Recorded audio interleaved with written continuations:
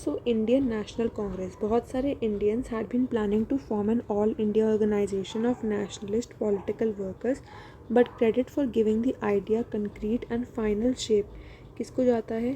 A.O. Hume को जाता है, जो कि एक रिटायर्ड इंग्लिश सिविल सर्वेंट थे।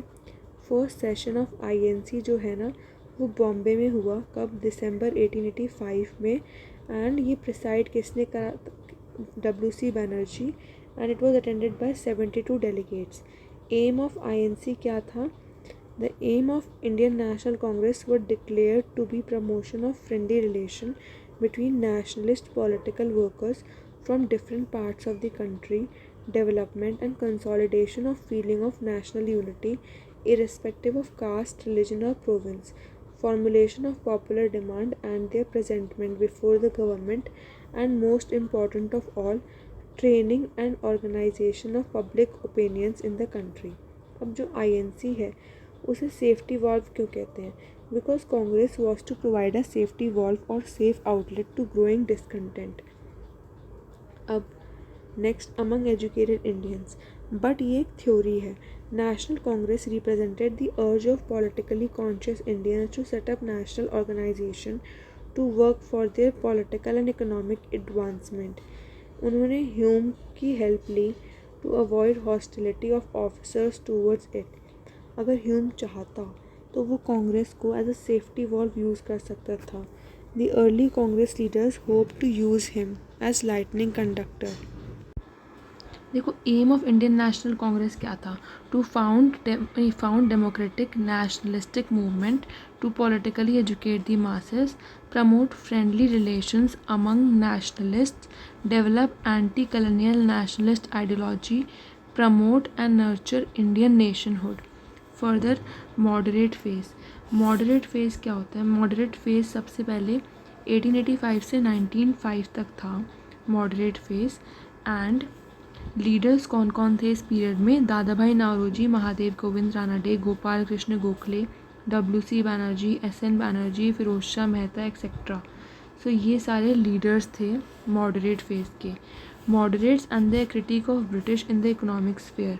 इन्होंने रेज करा basic question regarding the nature and the purpose of British rule and clearly understood the fact कि essence of British imperialism lay in subordination of Indian economy to British economy.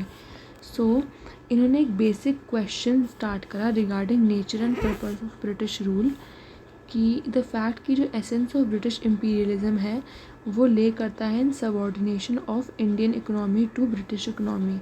They did economic critique using following arguments: drain theory, critique of railways, deindustrialization of India.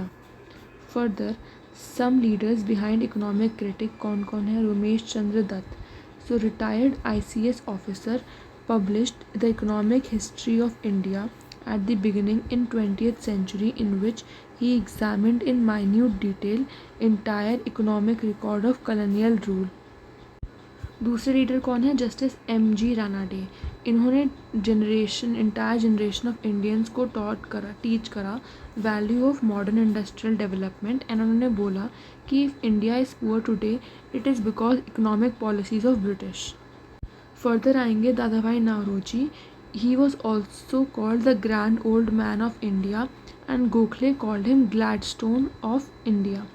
Now, main proponent of drain theory क्या था? He wrote book titled Poverty and Un-British Rule in India. Now, moderates and their modus operandi.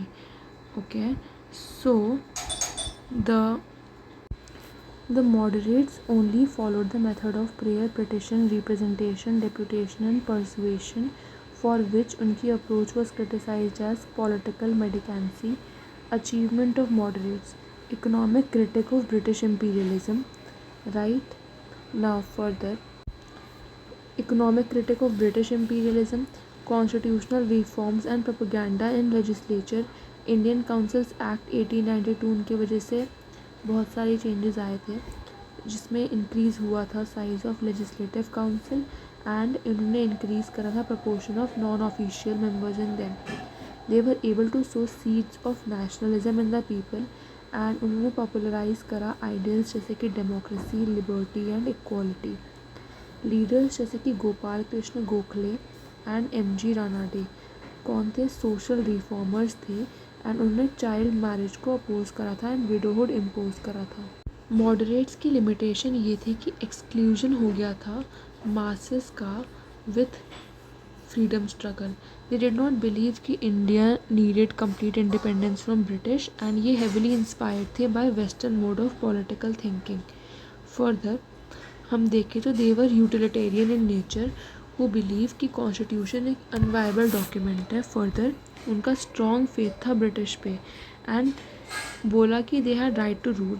They equated liberty with class privilege and उन्हें क्या चाहिए था? Gradual या फिर piece मील reform चाहिए थे। Their complaint was only about the un British rule. Now next is era of militant nationalism. जो militant nationalism है उनका बर्थ 1890s में हुआ था बट एक डेफिनेट शेप 1905 के बाद ही आई थी। Later it gave way to revolutionary extremism. So militant nationalism क्यों ही बॉर्न हुआ था? बिकॉज रिकग्निशन हो गया था of true nature of British rule. एक disillusionment of nationalist as severe famine 1896 में आई 1900 में आई जिसने 90 लाख पीपल को मार दिया। Bubonic plague affected large areas of Deccan. British rule no longer progressive socially या कल्चरली एंड वो सप्रेस ही करा था स्प्रेड ऑफ एजुकेशन को, टेक्निकल या मास एजुकेशन को।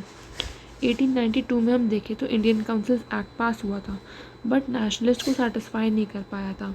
1898 में Naatu brothers were deported without trial and Tilak and others imprisoned on charge of sedition. 1899 में number of Indian members in Calcutta corporation reduce हो गए थे। 1904 में official secrets act curved the freedom of press. Further 1904 में Indian universities act भी पास हुआ था, ठीक है, which there was growth of confidence and self respect. Under the influence of leaders जैसे कि तिलक, औरबिंदो, बिपिन चंद्र पाल, nationalists began to repose faith on the capabilities of Indian growth of education. So spread of education among the masses led to increased awareness, but rising unemployment and underemployment among the educated drew their attention to the poverty and underdevelopment under British rule.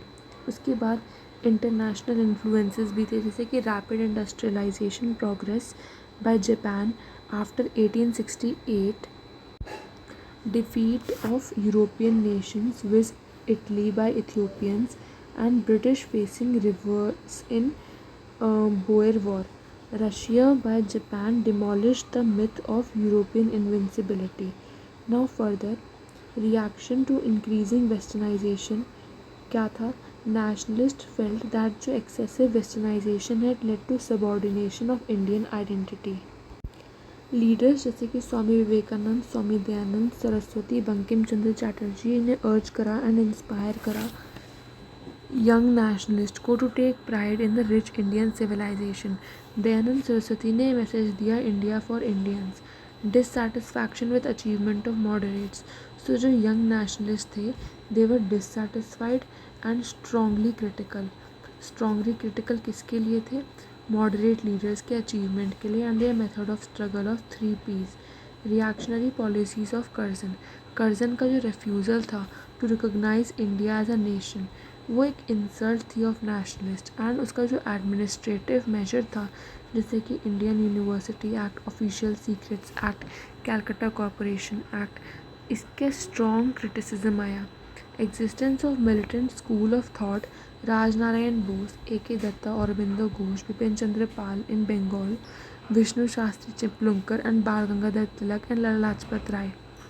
Basic tenets of school ये था कि hatred for foreign rule, Indians should work out their own salvation, swaraj to be goal of national movement, direct political action is required, belief in capacity of masses to challenge the authority, and personal sacrifice is required, and a true nationalist will always be ready for it.